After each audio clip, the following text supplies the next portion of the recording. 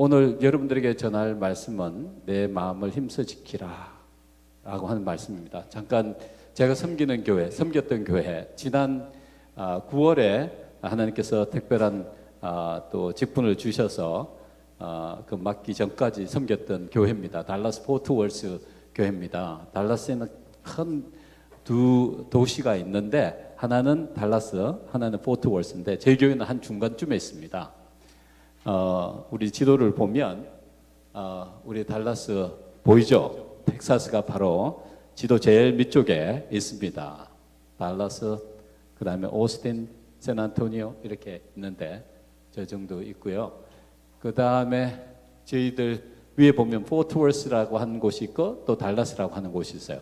그 중간 지점에 저희 교회가 있습니다. 우리 성도님들은 한 150명, 160명 정도 됩니다. 네, 교회에 매주 참석하시는 분들이 우리 한 120명, 130명 정도 돼요. 거기에 양 집사님도 저 구석 오른쪽에 있습니다. 최종철 집사님은 여기 안 계셔요. 아무튼 우리 교회는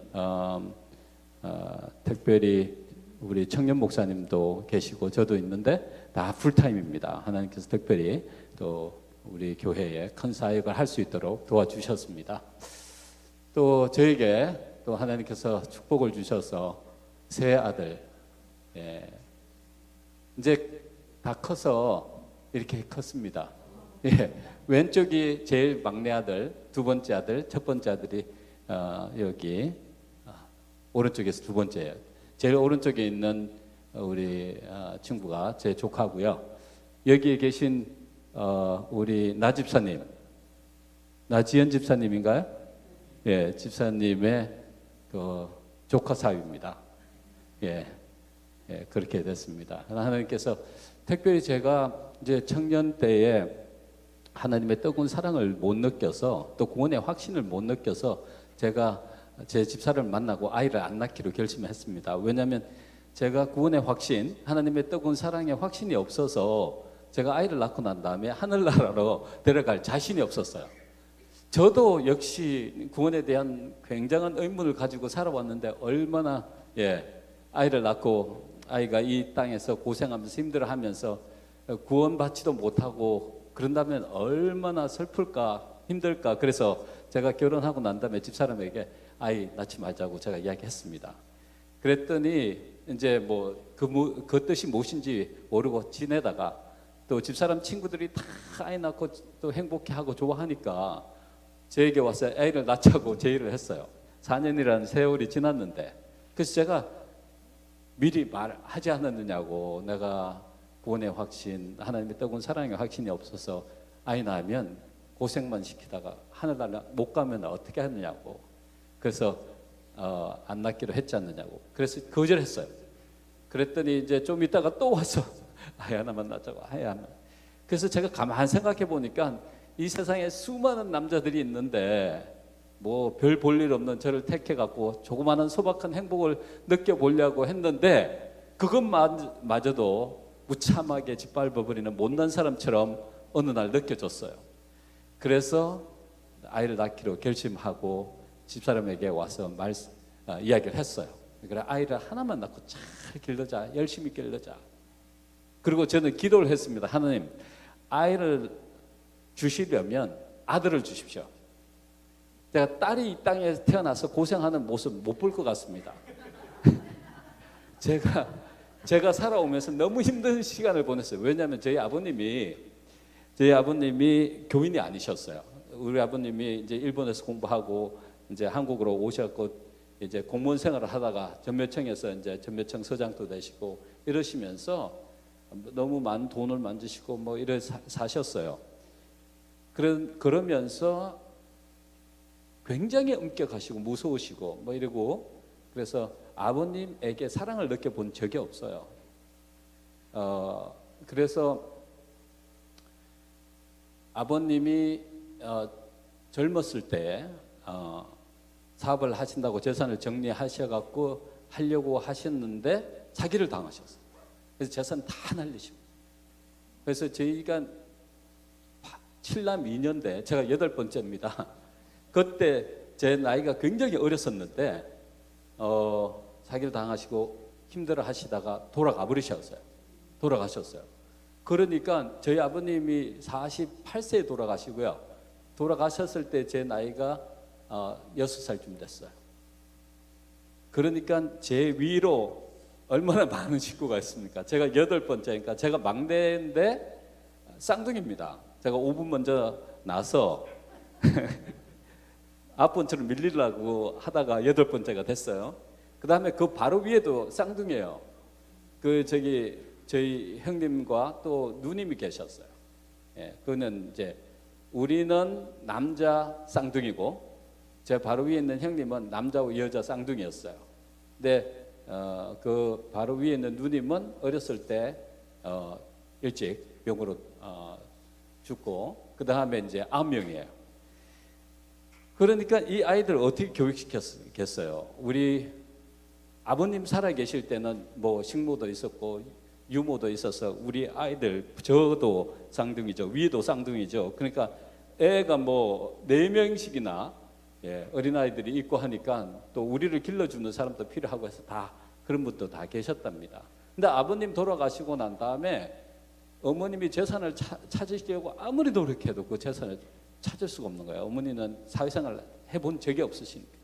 그러니까 저희들이 어렸을 때 어머니가 이 아이들을 살리는 방법은 또 교육을 시킬 수 있는 방법은 고아원에 보는 것밖에 없다. 그래서 제가 6살 때 7살 때쯤 돼서 고아원에 가서 살았습니다. 어머니 사랑, 아버님의 사랑이 가장 필요할 때 고아원에 가서 살았어요. 근데 그 고아원에서 가서 살았던 그 순간순간을 잊을 수가 없어요. 그 힘든 시간들, 가장 사랑이 많이 필요하고 감수성이 예민한 아이의 나이 때. 그래서 견디다 너무 힘들었어. 너무 배가 고플 때는 길거리에 떨어져 있는 음식들도 주워 먹고, 그 다음에 또 때때로 휴지통을 뒤져서 뭐 사과 조각 뭐 이런 것도 발견할 수 있다면 뭐 그것도 집어 먹은 적도 있고. 그래서 너무 힘들고 또 고아원에서는 많이 맞잖아요. 위에 사람들도 많고 그러니까 또 그런 기억들, 나쁜 기억들만 하다가 견딜 수가 없어갖고 제가 도망 나왔어요. 12살에 도망 나왔습니다. 제가 부산에 있을 때 이제 서울에 저희 어머님이 사셨는데 그 어머니 집을 향해서 도망 나왔어요. 돈 한 푼 없이 도둑 기차를 타고 어머니를 찾아서 떠나왔어요. 결국은 어머니를 찾게 되고 저희 형님이 이제 대학교를 졸업하시고 이제 의사가 되시고 누님이 간호원이 되시고 그래서 이제 저희들을 다시 교육을 시킬 수 있는 환경이 돼서 이제 살아왔는데 그 어려운 시절 때 경험했던 그 모든 경험들이 하나님의 뜨거운 사랑을 깨닫는데 굉장히 큰 방해가 됐습니다. 성경에는 하나님의 사랑을 아버지의 사랑, 부모의 사랑으로 표현하는데 제가 부모님의 사랑이 가장 필요한 순간에 부모님의 사랑을 받지 못하고 살았기 때문에 너무너무 힘든 시간들을 보냈던 거예요. 그래서 이제 교회를 다니면서 저희 어머님이 교인이시니까 이제 교회를 다니게 됐는데 교회를 다니면서 수많은 목사님들의 감동적인 말씀들 많이 들었지만 그것이 내 것으로 다가오지 못했어요. 그래서 신앙의 스트러글이 굉장히 많았습니다. 그래서 그 신앙의 스트러글, 그 고민, 괴로움을 잊어보려고 저는 이제 뭐 운동도 하고 이제 그렇게 했는데 제 친구들은 제가 목사가 될 것이라고 생각도 못했습니다. 저희 가족들조차도 내가 목사가 될 거라고 생각 안 했어요. 왜냐하면 집에서 가장 개구장이에요. 너무너무 개구장이 짓을 많이 하니까 이제 집에 돌아와서 이제 개구장이 짓을 많이 하니까 저는 잘못하면 형이 위에 5명입니다. 한 번 잘못하면 주먹이 5대 날라옵니다. 그렇게 우리 바로 위에 있는 형들이 얼마나 엄격한지 저희들이 잘못하면 그렇게 힘들게 하더라고요. 근데 그 시간들이 하나님의 사랑을 깨닫는데 굉장히 힘든 시간들이었어요. 그래서 하나님 만나고 싶고 느끼고 싶고 그래서 제가 하지 않으려고 했던 이유 중에 하나, 또 아이를 갖지 않으려고 했던 이유 중에 하나가 신앙에 대한 자신이 없었던 거예요. 구원에 대한 확신이 없었어요. 정말 하나님이 나를 사랑하실까? 인간 부모도 나를 사랑하지 않는 것처럼 느껴지는데, 매정하게 느껴지는데 어떻게 보이지 않는 그분이 나를 사랑하실 수 있을까 하는 고통 속에 지냈어요. 그래서 제가 막 나갔죠. 그러니까 옆에 있는 사람들이 저놈은 절대로 목사가 될 사람이 아니라고 그렇게 생각을 했던 것 같아요. 그런데 정말 중요한 계기는 마음속에서 스트로크를 하면서 언젠가는 좀 만나야 될 텐데 하면서 교회 안에는 남아 있었던 거예요. 아마 정말 하나님의 은혜지, 그렇지 않았으면, 교회를 떠났으면 제가 이미 이 세상 사람이 아닐 수도 있어요. 그 마음에 오는 고통들, 이런 것들 잊어버려. 가장 큰 계기는, 하나님을 만났던 가장 큰 계기는 우리 아이 때문에 하나님을 만나게 된 거예요. 그 아이를 낳고 난 다음에 제가 이제 하나님께 남자아이만 주십시오. 여자아이가 낳아서 내가 경험했던 그 경험을 한다고 하면 제가 아버지로서 그것을 이 세상에서 볼 수가 없을 것 같은 거예요. 그래도 남자는 여자아이보다 좀 낫잖아요. 강하잖아요. 그러니까 하나님, 아이를 주실 때 남자아이를 주십시오. 아들을 주십시오. 그렇게 기도하고 얼마 지나니까 이제 저희 집사람이 아이를 가지게 됐는데, 나중에 보니까 아들이더라고요. 첫째 아들. 하나님의 사랑을 깨닫게 해준 첫째 아들. 근데 제가 아이를 낳고 나니까 내 인생이, 그동안 살아왔던 그 인생의 느낌이 완전히 달라졌어요. 내 중심의 삶이 완전히 우리 아이 중심의 삶으로 변해가는 것을 느꼈어요. 생각도 아이들 중심으로 변해가고. 그래서 제가 옛날에는 내 마음에 있는 이런 것들을 잊기 위해서 운동을 많이 해서, 저는 보통 공으로 하는 운동은 다 잘합니다. 공으로 하는 운동은 다 잘하는데, 그리고 제가 회사 생활, 원래 제가 전공이 신학이 아니었어요. 제가 미국 와서 공부한 것이 공학이었습니다. 기계공학을 공부하고 제가 AT&T 벨랩이라고 엔지니어링 리서치 센터에서 일을 하게 됐는데, 거기서 이제 일을 하면서 거기 일 끝나면 합의 활동을 다 하도록 해요. 회사에서. 그러면서 그걸 하면서 제가 집에도 늦게 오고 막 그랬는데, 우리 아이를 가지고 난 다음에 그런 것들이 소중하게 느껴지지 않았어요. 아이만 보고 싶어 갖고 일 끝나자마자 집에 오고, 옛날엔 집에 보통 8시, 9시 늦게 오고 막 그랬는데, 우리 아이 낳고 나니까 너무 소중하니까 아이 보고 싶어서 매일 일찍 오고. 그래서 그 아이가 나에게 준 그 엄청난 깨달음, 그리고 하나님께 대한 사랑을 느낄 수 있는 기회가 됐어요. 나 한 번은 제가 회사에 갔다 오고 난 다음에 아이를 보고 있는데, 다 집사람과 다 식구들이 다 나가고 난 다음에 아이를 보고 있는데, 아이가 잘 놀다가 얼굴이 좀 밝아지면서 울기 시작하는 거예요. 머리를 만져보니까 열이 나요. 그래갖고 이거 어떻게 하나 그러다가 아이가 자꾸 이제 찡을대다가 울기 시작하는데 거치지를 않는 거야. 그러니까 막 안고 밖에 나갔다가 들어오고 막 그래도 안 돼요. 아이가 힘들어하고 괴로워하는데 제가 얼마나 힘든지. 아이에게 도움을 줄 수 있는 유일한 사람은 나밖에 없는데, 아이가 저렇게 힘들어하니까 정말 감당할 수가 없더라고요. 아무 도움을 줄 수 없는 그 무능한 아빠의 모습을 느낀 순간에 얼마나 힘든지, 그 아이를 침대 위에 올려놓고 제가 기도를 드렸습니다. 하나님, 아이가 이렇게 괴로워하는데 이 세상에 태어나서 지금 도움을 받을 수 있는 유일한 사람이 나밖에 없는데, 아빠라고 하는 사람이 이 아이를 도와줄 수 있는 아무 능력이 없습니다. 이 아이의 아픔을 저를 주시고 이 아이를 낫게 해주십시오. 이 아이의 이 고통스러워하는, 이렇게 힘들어하는 이 아픔을 저를 주시고 이 아이를 좀 낫게 해주십시오. 다 그렇게 기도하고 있는데 가슴이 떠오르기 시작하는 거예요. 그리고 난 다음에 깊은 감동이 오면서 하나님께서 이런 말씀을 하세요. 이제 내가 알겠니? 내가 너를 얼마나 사랑하는지. 내가 죽을 수밖에 없는 존재였지만 내 하나밖에 없는 아들, 너를 살리기 위해서 보낸 사실을 이제 알겠니? 라고 하는 음성이 들리는 거예요. 와, 그 소리를 들으면서 너무너무 깊은 감동이 오는 거예요. 제가 내 아들을 위해서 할 수 있는 모든 것을 다 할 수 있는 것처럼 느껴지는데, 내가 이 땅에 존재하는 이유는 아무것도 없어요. 오로지 하나님 때문에 존재하는 것인데, 내가 이 세상에 태어나고 싶어서 태어난 것도 아니에요. 그분이 있으라고 하니까 태어난 거예요. 그죠? 또 우리는 그분의 모습을 닮았다고 하니까 그분의 자녀고 그분의 아들이잖아요. 내가 내 아들을 사랑하는 것처럼 그분이 나를 얼마나 사랑할까 하는 사실을 깨닫게 된 거예요.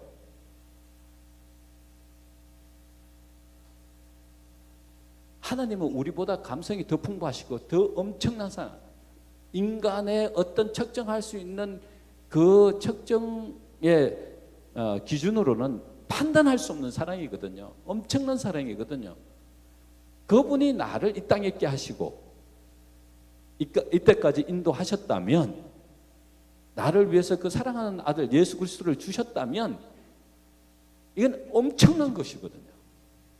그렇다면 내가 그동안 고민하고 괴로워했던 그 구원의 문제, 신앙의 문제, 그건 아무것도 아니라고 하는 사실을 깨닫게 된 거예요.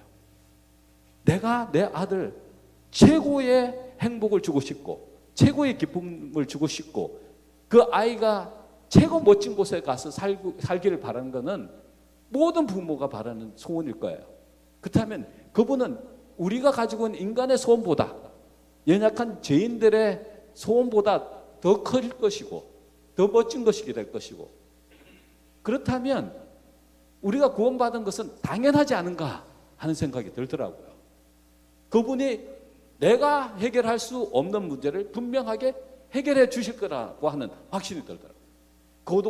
그동안 쌓였던 내 마음속에 먹구름이 하루아침에 그 순간 다 사라지는 거예요. 그럼 나는 당연히 구원받은 존재구나. 당연히 내 아버지에 계신 그 아름다운 곳에 가서 살 권리가 있는 사람이구나 하는 확신이 왔어요. 와, 얼마나 기쁘고 행복한지요. 그리고 나타난 내 아이들 보니까 웃음을 딱 그쳤어요. 그 아픈 모습이 없어졌어요. 얼마나 행복한지. 그 이후로 하나님의 사랑을 한 번도 의심해 본 적이 없어요. 와, 저는 당연히 하늘나라 갈 사람이라고 하는 확신을 가졌습니다.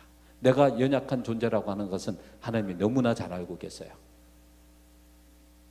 그리고 나를 어떻게 하늘까지 인도하실 줄 너무나 잘 알고 계시기 때문에 내가 하나님을 끝까지 붙들고 있는 순간에는 넉넉하게 하늘나라를 갈 수 있는 것이구나 하는 확신이 온 것입니다.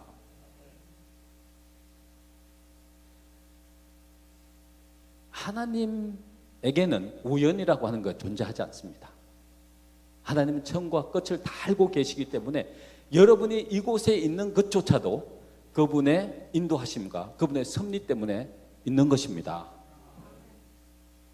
그렇다면 여러분은 하나님의 역사 속에 계신 것이고, 여러분은 하나님의 구원 속에 계신 것이고, 하나님의 보호의 영역 속에 계신 것이고, 넉넉하게 구원을 경험하고 이루어가고 있는 것입니다. 하나님께서 여러분들을 넉넉하게 하늘로 인도하실 것입니다. 조금도 의심하지 마시고,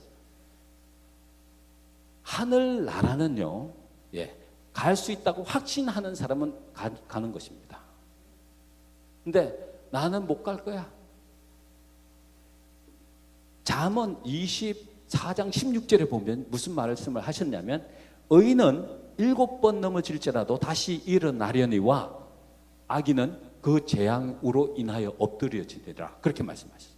의인은 7번 넘어질지라도 다시 일어나요.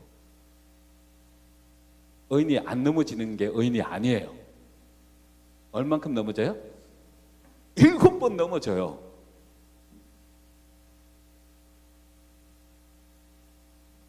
악인은 몇 번 넘어질까요?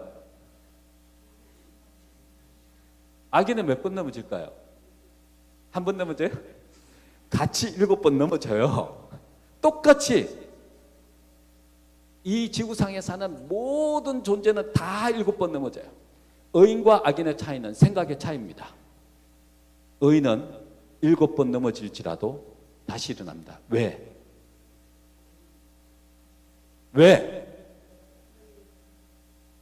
왜 다시 일어나요? 다시 일어나도 하나님이 나를 사랑하시고 용서하시고 받아줄 걸 믿으니까. 악인도 똑같이 7번 넘어져요. 그 다음에 6번까지는 일어났어요. 7번째 넘어지고는 하는 말이, 나도 나를 용서 못하는데 하나님이 나를 어떻게 용서하셔? 이겁니다. 이거의 차이예요. 뭐예요? 하나님에 대해서 몰랐던 겁니다. 우리 하나님은 한 번도 그분을 찾아가는 사람을 거절한 적이 없어요. 다 받으셨어요. 7번 넘어지더라고요. 믿고 안 믿고의 차이입니다. 알고 모르고의 차이예요. 7번 넘어질지라도 하나님은 우리를 받아주신다. 믿는 것이 의로 여기시는 것입니다. 와우, 할렐루야. 예. 하나님께 대한 잘못된 인식이 우리가 이 땅에서 누릴 수 있는 구원의 행복과 기쁨을 망가뜨리는 것입니다. 여러분, 하나님은 여러분을 죽도록 사랑하셨고요. 여러분의 구원을 위해서 그분이 하실 수 있는 모든 일을 다 하십니다. 언젠가는 우리 하늘나라 가면 파노라마처럼 우리의 모든 일생을 다 보게 될 때 한순간도 우리의 곁을 떠나지 않은 하나님의 모습을 보게 될 것입니다. 우리의 구원을 위해서 넘어질까 봐, 우리가 넘어져서 헤매고 방황할까 봐 하나님은 우리를 뒤쫓아 오시면서, 우리 아이들이요, 태어나서 이제 걸음마를 배울 때 엄마가 아빠가 아이들 혼자 걸음마 하라고 내버려 둡니까? 어떻게 해요? 부모는 넘어질까 봐 뒤따라다니면서 아이 안 넘어지려고 하려고 따라다니지 않아요. 하나님도요, 우리 곁을 떠나지 않으시고 우리가 넘어질까 봐 따라다니십니다. 넘어지는 그 순간에 다시 일으켜 세우시고 또 다시 일으켜 세우시고, 그 모습을 우리는 하늘에 가서 생생하게 보게 될 것입니다.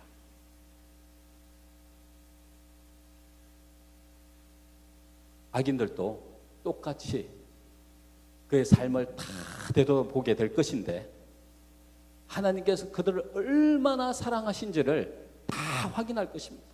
그들의 구원을 위하여 하나님이 하실 수 있는 모든 일을 다 하셨다고 하는 사실을 보게 될 것입니다.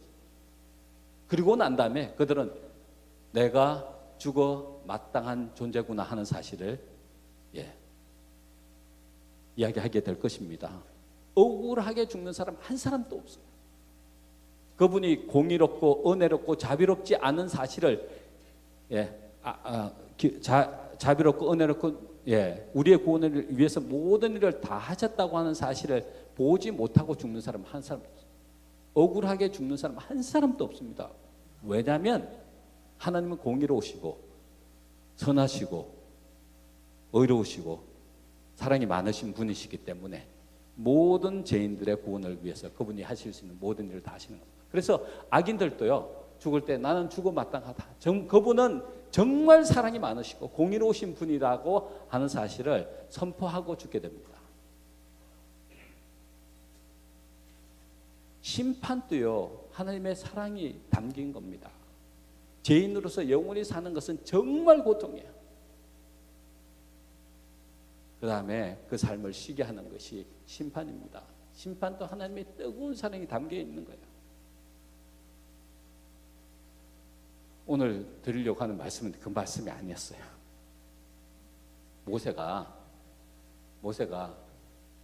이제 끝날 시간이 지났는데, 얘기는 뭐 설교를 뭐 다 끝날 때쯤 돼서 하라고 그러세요. 아무튼 잠깐 말씀드리고 마칠게요. 근데 모세가요, 이스라엘 백성들을 자기 목숨보다 사랑했어요. 애굽에서 이스라엘 백성들을 데리고 나올 때에 정말 자기 생명보다 소중하게 여기고 이스라엘 백성들이 고통을 당하고 힘들 때마다 하나님 그들의 이름을 생명책에서 제하지 마십시오. 만약에 제할 것 같으면 저의 이름을 제하시고 내 백성의 이름을 그대로 남겨주십시오 하고 항상 간청했던 사람.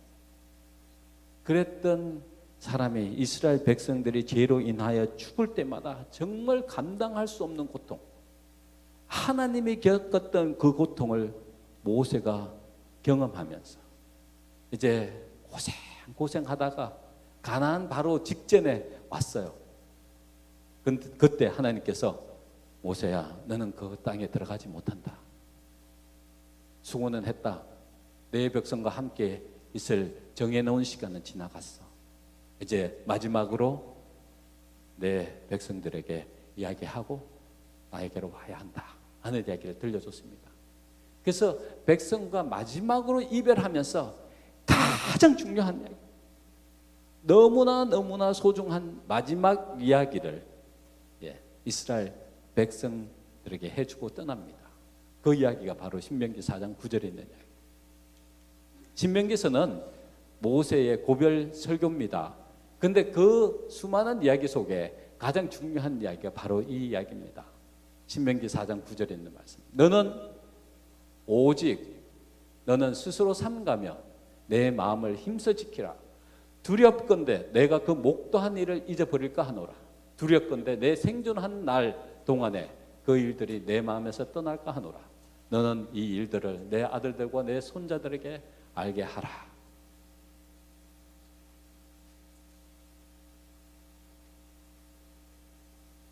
내 마음을 힘써 지키라. 두렵건대 내가 그 목도한 일들을 잊어버릴까 하노라. 두렵건대 내 생존한 날 동안에 그 일들이 내 마음에서 떠날까 하노라. 너는 그 일들을 내 아들들과 내 손자들에게 알게 하라. 뭐가 두렵다는 겁니까? 뭐가 두렵다는 거예요? 뭐가 두렵다고 두 번씩이나 말씀하세요. 짤막한 이야기 속에 두렵다 하는 이야기를 하면서 뭐가 두렵다는 겁니까? 예? 그들이 목도한 것을 잊어버리는 것이 두려운 일이라고 하는 겁니다. 그들이 생존할 동안에 경험했던 그것들이 그 마음에서 떠나는 것이 두렵다는 겁니다. 왜요? 우리 속담에 물에 빠진 사람 건져 놓으니까 뭐까지 내달라고요? 내 보따리 내달라고 하는 이야기 있잖아요. 은혜를 알지 못한 사람. 이스라엘 백성들이 목도한 것이 뭐예요? 여러분, 이스라엘 백성들이 애굽에서 나와서 가나안으로 들어갈 때 그 가던 길들은 다 광야였습니다. 광야의 낮은 굉장히 덥습니다. 지금 현재 날씨로 140도, 150도 정도 됩니다. 140도, 150도 되는 길을 가려고 생각해 보십시오. 살아남을 사람이 있겠어요, 없어요? 특별히 노약자들은 갈 수도 없어요. 밤 되면 추워요. 그들이 노예 생활하다가 애굽에서 나오면서 따뜻한 옷 입고 나왔겠어요? 이불을 들고 나왔겠어요? 하나님이 그들과 매 순간 함께 계시지 않았다면 그들을 죽을 수밖에 없는 존재입니다. 여러분, 우리가 이 죄악 세상에 살아가는 사람으로서 하나님이 우리 곁에 매 순간 계시지 않으면 살 수 있는 존재들이 아닙니다. 모세의 이야기, 이스라엘 백성의 이야기는 애굽에서 가나안으로 가는 그 여정이 지금 오늘날 우리가 이 땅에 살면서 하늘 가나안으로 가는 여정과 너무나 흡사한 것입니다. 이 이야기는요, 모세의 이야기가 아닙니다. 하나님의 이야기예요.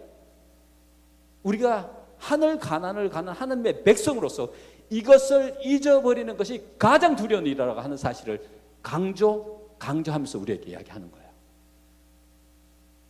그들을 인도하신 하나님의 놀라운 사랑과 은혜를 잊어버리는 것, 그것이 가장 두려운 일이라고 말씀하는 겁니다. 낮에는 구름 기둥, 밤에는 불 기둥으로 그들과 함께 하셨습니다. 떠나지 않으셨어요. 여러분 홍해 바다에 대한 사건 너무 잘 알아요. 하나님께서 이스라엘 백성들을 인도할 때 뭐 옆으로 도망갈 수 있는 길로 인도하는 게 아니고 옆으로 갈 수 없는 가장 협잡한 길로 그들을 인도하면서 홍해 바다 앞으로 가게 됐는데 바로 그 뒤에 누가 따라왔어요? 바로의 군대들이, 마병들이 말을 타고 신속하게 달려왔습니다. 그들을 죽이려고. 피할 수 있는 길이 없어요. 옆으로 갈 수 있는 것도 아니고, 홍해 바다를 지나가야 되는데 어떻게 해요? 뒤에서 달려오는데 하나님께서 모세를 향하여 이스라엘 백성들을 데리고 홍해를 건너라고 합니다. 그래서 홍해를 건너놓고, 갈라놓고 건너라고 하지 않으시고 건너라고 말씀하십니다. 믿음으로 내디딜 때 홍해가 갈라졌어요. 그리고 난 다음에 그들이 안전하게, 여러분 그들은 그 순간에요, 이 세상에서 한 번도 볼 수 없는, 그리고 이 세상에 존재한 사람들 한 번도 볼 수 없는 가장 멋진 어항을 보는 거예요. 어쿠아리움. 물을요 다 반을 가르시고 그 안에서 보이는 생생한 대자연의 아름다움을요, 바닷속의 광경을 그들은 그 홍해를 지나면서 봤어요. 우리가 때때로 고난의 홍해를 지날 때요, 하나님이 우리와 함께 계시면서 가장 멋진 모습을 보여주십니다. 우리 고통 속에 빠져서 헤매고 힘들게 하시지 않아요. 고통 속에서도, 어려움 속에서도 항상 하나님은 우리에게 행복과 기쁨을 담아 놓으십니다. 다니엘이요, 하나님의 말씀을 순종하다가 결국은 어디에 들어갑니까? 사자굴에 들어가요. 여러분 다니엘이 사자굴에 들어갔을 때요, 이 세상에서 보낼 수 있는 최고의 시간을 보냈어요. 아시겠어요? 다니엘이 사자굴에 딱 들어가는 순간에 하늘에 계신 하나님, 천군 천사들을 데리고 다니엘을 만나러 옵니다. 페이스 투 페이스 하나님과 대면하면서 가장 멋진 밤을 보냈어요. 다니엘 사자굴 속에서.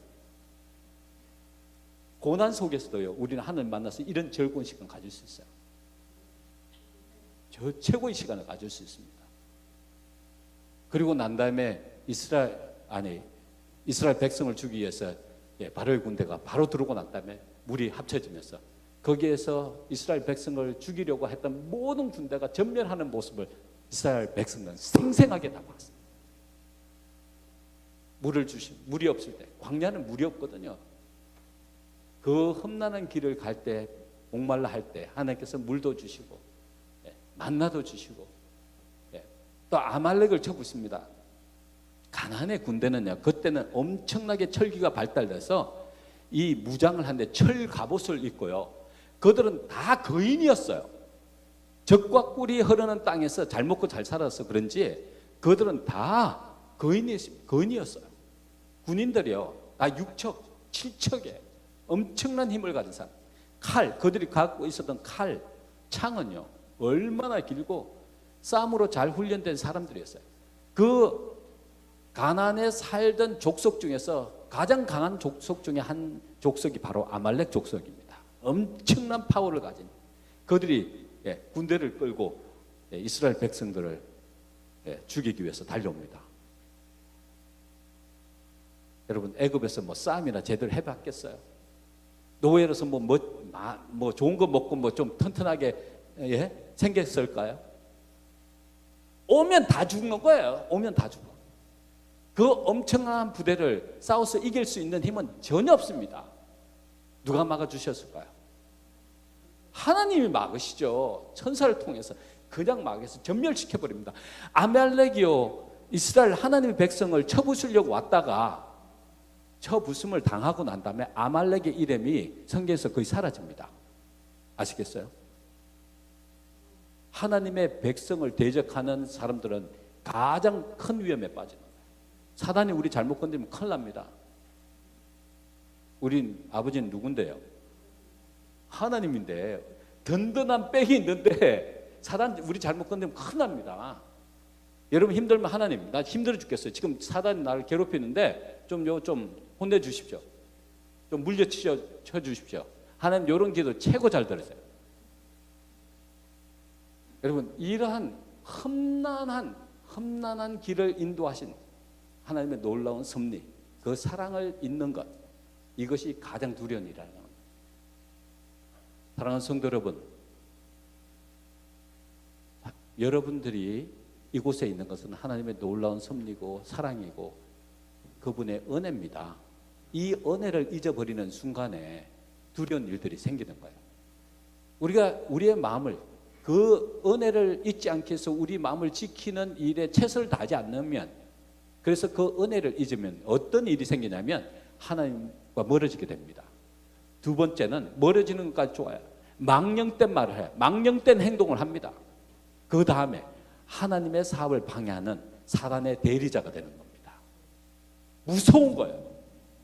잊어버리는 게 왜 그만큼 두려운 일이냐면 하나님을 대적하는 존재로 변해버리는 겁니다. 그러니까 두렵다고 하는 거예요. 그래서 우리 자녀들 철저하게 가르치라는 거예요. 우리 자녀들 하늘나라 데리고 가려면 철저하게 가르치라는 거예요. 그 일을요. 우리 자녀들 정말 이 세상에 잘 먹고 잘 살도록 여러분 얼마나 고생하고 노력합니까? 근데 뭐는 안 가르쳐요. 하나님의 은혜를 잊어버리는 거 안 된다고 하는 걸 잘 안 가르쳐요. 그래서 우리의 자녀들이 다 교회를 떠나고 구원의 축복 누리지 못하고, 이거는 가장 우리 교회가 미래가 없어지는, 이게 저주입니다. 잊지 말아요. 하나님의 은혜와 사랑을 잊지 않는 사람들은요, 하나님 안에서 하나님께서 예배하신 아름다운 나라를 위해서 준비되어 가는 것입니다. 그래서 성경은, 솔로몬은 이런 이야기했어요. 물을 지킬 만한 것보다 더욱 내 마음을 지키라. 생명의 근원이 이에서 납니다. 항상 하나님의 은혜와 사랑을 잊지 않는 존재가 돼요. 그래서 엘렌 화이트 여사는 무슨 이야기를 했냐면, 과거에 하나님께서 우리를 어떻게 인도해 오신 것을 잊어버리지 않는 한 현재와 미래에 대하여 두려워할 것이 없다. 왜요? 현재와 과거에 하나님께서 우리를 어떻게 인도해 오신 것을 잊지 않으면 현재와 미래는 그거보다 더 큰 길로 우리를 인도해 주실 것을 믿을 수 있기 때문에 그렇단 말이에요. 할렐루야? 아멘. 여러분, 하나님 인도하시다가 포기하시고 그런 분 아니에요. 연애신에 보니까 무슨 이야기를 하셨냐면, 하나님은 비록 우리가 사단의 소유물이 되어 있을지라도 결코 우리를 포기하지 않으신다. 그렇게 말씀하셨어요. 할렐루야? 사단이 우리를 소유하고 쥐고 우리를 안 놓아주려고 애를 쓴다 할지라도 하나님은 우리를 포기하지 않으시고 우리를 구원하십니다. 할렐루야. 그래서 우리는 하나님의 은혜를 잊지 않겠어 최선을 다하며 살아야 하는 것입니다. 사람의 가치는요, 소유의 넉넉함에 있지 않습니다. 이 세상은요, 많이 가지면 와. 제가 한국에 갔는데 제 친구가 이제 저를 데리고 좋은 음식점으로 가기 위해서 여기 어디냐면 워크힐 뷔페 식당을 데리고 가는데, 제 친구가 뭐 공부를 하고 늦게 하고 이러는 바람에 뭐 잘 살지는 못해요. 그래서 차를 좀 오래된 차를 타고 떡 갔더니 아무도 나와서 뭐 이렇게 맞아주는 사람이 없어요. 그래서 뭐 차를 저 구석에 가서 파킹하고 이제 걸어서 들어가는데, 어떤 사람들은 아주 멋진 차를 다 갖고 오니까 뭐 여러 사람들이 달려와요. 그리고 고개를 막 90도로 인사하면서 차 키를 받아고 차를 딱, 와, 대접이 틀리더라고. 클래스가 틀려요. 세상에는 많이 가지면 뭐예요? 최고인 줄 알아요. 그런데 일시적이거든요. 소유의 넉넉함에 있지 않아요. 사람의 가치는. 아무리 많아도 하나님께서 그 영혼을 오늘 데려가시면 그거는 끝입니다. 조금만 더 할까요? 마칠까요? 제가 이제 시작인데 제가 책을 좋아해서 한국을 방문해서 책방에 갔는데 보니까 하버드 대학교 교수가 쓴 책이 있어요. 그래서 보니까 하버드 인생 특강이라고 하는 책인데 하버드 대학교 10명의 교수가 책을 썼는데 어떻게 하면 이 세상에 사는 동안 더 멋지게 살까 하는 이야기를 써놨어요. 근데 그 첫 번째 이야기가 마이클 샌델이라고 하는 정치학 교수가 쓴 이야기예요. 근데 그게 마음에 와닿더라고요. 꼭 제가 성경을 읽는 것처럼 느껴졌어요. 그래서 그분이 이야기를 이렇게 보니까 그분이 망가짐이 인생을 만든다 그렇게 해놨어요. 그러면서 그가 하는 이야기가 성공하기 위해서 우리가 수많은 노력을 하는데 성공하는 사람과 실패하는 사람의 차이는 생각에서부터 시작된다는 거예요. 그래서 그는 결론을 짓기를 인생은 망가짐에서 만들어지는 것이다 그렇게 이야기했습니다. 그리고 그는 이렇게 이야기했어요. 망가짐이 생각을 만들고 생각은 행동을 만들고 행동은 습관을 만들고 그 습관이 성격을 만들고 그 성격이 우리의 인생을 좌우하게 된다 그렇게 이야기했어요. 그래서 항상 긍정적인 마음을 가져야지 성공할 수 있다. 그리고 그것이 우리에게 엄청난 지혜를 줄 뿐만 아니라 우리의 건강도 최고로 좋게 만든다. 그런 이야기를 했어요. 그 다음에 그러면서 유럽에 한 세일즈맨이 있었는데 두 세일즈맨을 한 회사에서 보냈어요. 아프리카를 보냈습니다. 근데 한 세일즈맨이 이제 아프리카에 와서 이제 신발을 팔려고 본 겁니다.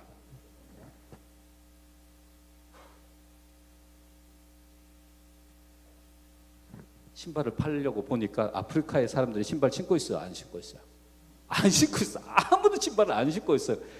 야, 여기는 신발도 필요 없네. 와서 신발을 팔려고 아무리 노력해봤자 신발도 안 신고 다니는 사람에게 어떻게 신발을 팔겠냐고 그렇게 하면서 포기하고 돌아갔습니다. 근데 다른 세일즈맨이 와서 딱 보니까 다 신발을 안 신고 있어요. 와, 엄청난 시장이다. 내가 저 사람들을 설득시키면 모든 사람들이 다 신발을 살 건데 이거 얼마나 큰 성공을 거둘 수 있을까 하면서 흥분을 하면서 사람들을 찾아다니면서 한번 신발 신어보라. 얼마나 좋은가. 이 신발 신으면 안 다치고 얼마나 편하고 좋은지 모른다고. 다 한 번씩 신겨주니까 너무 좋은 거예요. 그러니까 사람들이 신발을 사기 시작했습니다. 완전히 아프리카 전체가 자기 시장이에요. 그래서 신발을 많이 팔고 엄청난 부를 누리고 성공하고 돌아가게 된 것입니다. 그래서 이 성공과 실패는 바로 생각에서부터 시작된다는 겁니다. 성공하는 사람들은 항상 긍정적인 마음을 가진대요. 어려움에 부딪히면 할 수 있어. 할 거야. 라고 하는 생각을 가지고 한대요. 근데 실패하는 사람들은 항상 부정적인 마음을 가진다. 어려움에 부딪히면 피할 길만 먼저 찾는다는 거예요. 그래서 입술에서 항상 부정적인 이야기밖에 안 나와요. 불평하는 말. 불평이 얼마나 무서운 줄 아세요? 부정적인 말이 얼마나. 여러분, 우리가 입에서 내뱉는 그것은요, 우리의 삶 속에서 그대로 이루어져 버립니다. 조심해야 돼요. 함부로 말하면 안 됩니다. 그것 때문에 이스라엘 백성들이 실패했거든요. 몰토비 바콕이라고 하는 사람이 무슨 이야기를 했냐면 사람이 범할 수 있는 가장 큰 실수는 성공이 어떤 천부적인 재능을 가진 특별한 사람에게만 있다. 그렇게 생각하는 것이라는 거예요. 성공의 요소는 그 누구에게 다 있다는 거예요. 그런데 가장 인간이 범할 수 있는 가장 큰 실수는 성공은 어떤 특별한 사람, 나 아니고 특별한 사람에게만 있다고 하는 것이 가장 인간이 범할 수 있는 큰 실수다라고 하는 겁니다. 그래서 부정적인 마음을 가질 때 실패하고 또 질병이 오고 고통의 근원이 되지만 긍정적인 마음가짐은 성공, 건강, 즐거움의 보정수포가 된다. 그런 이야기를 했습니다. 그래서 예언의 신에도 보니까요, 우리는 즐거움과 희망과 평화가 넘치는 마음가짐을 가져야 한다. 왜냐하면 우리의 건강은 우리가 그렇게 하는 것에 달려있기 때문이다. 우리가 건강하면 건강할수록 우리의 수고도 더욱 완전해질 것이다. 와우. 우리는 즐거움과 희망과 평화가 넘치도록 노력해야 된다는 거예요. 긍정적인 마음을 가지도록. 하나님의 사랑과 은혜를 잊어버리지 않는 사람은요, 항상 자신감이 있습니다. 왜? 하나님이 같은 방법으로 역사하셔서 우리를 도와주실 것이기 때문에, 내게 능력 주시는 자 안에서 내가 모든 것을 할 수 있기 때문에, 그래서 긍정적으로 살아갈 수 있다는 거예요. 즐거움을 가지고. 여러분, 우리가 받을 그 엄청난 유업을 한번 생각해 보십시오. 우리가 하늘나라에 가면 얼마나 행복하고 멋질까. 저는 그런 생각을 가끔 해봅니다. 우리 하늘나라 가면 아마 우리 각자의 이름이 달린 문패가 있고 집이 준비되어 있을 것이라고 생각을 합니다. 아마 여러분 집이 바로 저희 집 근처에 있을 것이고, 이 세상에서 가장 멋진 집보다 최고의 집을 우리가 소유하게 될 것인데요.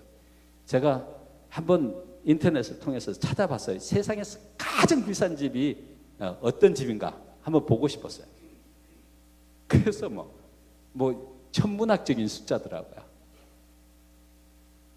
이렇게 마이크로소프트의 주인이 누구예요? 빌 게이츠 아니에요. 빌 게이츠의 집은요, 이 바다 안에다가 지어놔갖고 뭐 엄청납니다. 근데 그게 최고 비싼 집이 아니에요. 최고 비싼 집에 사는 사람이 이름도 잘 모르는, 알려지지 않은 사람들 어마어마해요. 그 집에서 일하는 사람이 몇백 명이야. 근데 그런 집보다 더 좋은 집이라는 거예요. 우리가 사는 집은. 그런 생각하면 기분 좋아요, 안 좋아요? 요 집은 잠깐 여관 집이라고 생각하면 돼. 여관이라고 생각하고 이제 갈게, 우리 집으로 돌아갈 때가 언젠가 올 건데 그 멋진 집에 살게 될 것이에요. 이 세상 가장 좋은 집보다 더 좋은 집에 살게 될 거예요. 그러면 희망적이지 않아요? 정말 희망적이 될 거예요. 이스라엘 백성들이 가나안에 들어가기 전에 가데스 바네아라고 하는 곳에서 모세가 12정탐꾼을 가나안에 보냅니다. 가나안에 보내는데 그 가나안에 12정탐꾼이 가서 다 보고 나니까 정말 지상의 천국이었습니다. 젖과 꿀이 흐르는 땅인데 얼마나 과일이 크냐면 포도 한 송이를 혼자 못 들고 오는 거예요. 장정 둘이서 메고 왔거든요. 거기 보니까 먹을 것이 얼마나 많고 과일이 너무 풍부하고요. 너무 맛있고 좋은 거예요. 노예 생활을 하다가 그곳에 살면 정말 가장 멋질 거라고 생각했어요. 그런데 한 가지 힘든 일이 있어요. 그 힘든 일이 뭐였어요? 거기에 사는 사람들이 다 장정들이에요. 그렇죠? 군인들이 다 거인이야. 그리고 요새를 지어놨는데 절벽에 지어놔갖고요. 정복을 할 수가 없어요. 올라갈 수가 없어. 그들이 있는 비밀 통로를 통해서 다 요새에 들어가서 살기 때문에 장정에다가 정복할 수 없는 땅에 사는 거예요. 그래서 그들이 생각하기를 그들을 보니까 우리 스스로 보기에도 메뚜기 같으니 그들이 우리를 보기에도 메뚜기처럼 생각할 것이다.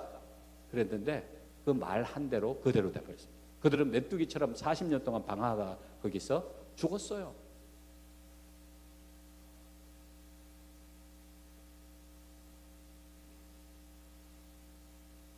여러분, 그래서 하나님이 뭐라고 이야기하면 그 글이 없어졌는데 하나님은 그러면 내가 너희 소리를 들은 대로 될지어다 그렇게 이야기했어요. 너희들이 메뚜기처럼 여겨져? 그럼 메뚜기처럼 돼. 그래서 메뚜기처럼 말라서 그들이 40년 동안 헤매다가 광야에서 죽었습니다. 그래서 우리는 절대로요, 우리 입술을 통해서 부정적이고 나쁜 이야기 하면 안 됩니다. 그것이 하나님의 종으로서, 하나님의 백성으로서 할 이야기가 아니에요. 우리 입술에서 나오는 모든 이야기는 남에게 용기와 힘이 되어야 되고요, 남을 행복하게 만드는 이야기가 되어야 합니다. 갈렙과 요수아는 뭐라고 했냐면 똑같이 그 사람들과 동일한 것을 봤어요. 그런데 무슨 이야기를 했냐면 하나님께서 우리와 함께 계시면 넉넉하게 정복할 수 있다 그렇게 이야기했어요. 하나님이 우리와 함께 계시면 인간의 힘으로 정복할 수 없는 것도 다 정복할 수 있다고 이야기했어요. 그래서 그렇게 이야기한 사람은요, 40년 동안 살고, 갈렙은요, 가나안 땅에 들어갈 때 나이가 80이 넘었어요. 그런데도 기력이 쇠하지 않았다 그랬어요. 그런데 갈렙은 여호수아에게 무슨 이야기를 했냐면, 가장 정복하기 어려운 땅을 달라 그래요. 가장 멋지고 가장 정복하기 어려운 요새를 달라고 합니다. 여호수아가 줘요. 갈렙은 그의 족속들과 함께 그 땅을 정복하고, 믿음으로 그 땅을 정복하고 난 다음에요, 가나안에 살면서요, 그의 가족과 갈렙은요, 가장 멋진 곳에서 삽니다. 뷰가 좋고 가장 멋진 곳에서 믿음대로 된 겁니다. 하나님이 나와 함께 계시면, 우리와 함께 계시면 넉넉하게 정복할 수 있다. 정복했습니다. 믿음으로 하는 모든 이야기는 그대로 이루어집니다. 망가지면 얼마나 중요한지 몰라요. 사랑하는 성도 여러분, 환경 탓하지 마십시오. 사람 탓하지 마십시오. 저 사람 때문에, 환경 때문에 내가 이렇게 살고 있다. 절대 그런 말씀 하지 마십시오. 그것은 나에게 저주가 될 것이고 다른 사람에게도 저주가 됩니다. 그 이야기를 듣는 모든 사람, 우리의 입술에서 부정적인 이야기가 나오면 안 됩니다. 교회 안에서 부정적인 이야기가 나오면 안 됩니다. 하나님이 우리와 함께 계시면, 하나님 계십니까 안 계십니까? 우리와 함께 계셔요. 모든 일을 할 수 있습니다. 정복할 수 있습니다. 넉넉하게. 이 교회 부흥할 수 있습니까? 아멘. 이 교회가 부흥할 수 없습니까? 있습니다. 그렇게 해야 돼요. 하나님이 우리와 함께 계시면 이 교회는 분명하게 부흥하고 발전할 것입니다. 성도 여러분, 제가 여러분에게 특별히 부탁드리는 것은, 하늘 가나안으로 갈 하나님의 백성들은요, 하나님의 은혜를 잊지 않는 사람이 돼야 합니다. 그분의 능력과 그분의 사랑을 잊지 않는 존재가 돼야 하는 거예요. 그럴 때 우리가 망령되이 행동하고 말하지 않습니다. 그리고 긍정적인 사람이 될 수 있고요. 그 긍정적인 삶을 살 때에 우리 주위에 있는 모든 사람들이 다 긍정적이고 하나님의 능력을 믿고 하나님의 구원을 누리고 살 수 있는 것입니다. 하늘 가나안을 가는 하나님의 백성들이요, 내 마음을 지키기 위하여 힘써 노력하게 되시기를 간절히 부탁드리면서 말씀 마치겠습니다.